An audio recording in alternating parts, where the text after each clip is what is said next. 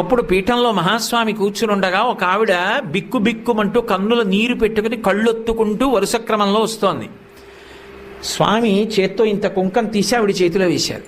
ఆవిడ తీసుకోకుండా చెయ్యి వెనక్కి తీసేసుకుని కళ్ళ నీళ్లు పెట్టుకుని పక్కకి వెళ్ళిపోయింది. అందరూ వచ్చి అయ్యో అయ్యో అయ్యో మహాస్వామి చేత్తో కుంకం ఇస్తే పుచ్చుకోవా, ఇంతకన్నా అన్యాయం ఉందా, పుచ్చుకోమ్మా అన్నారు.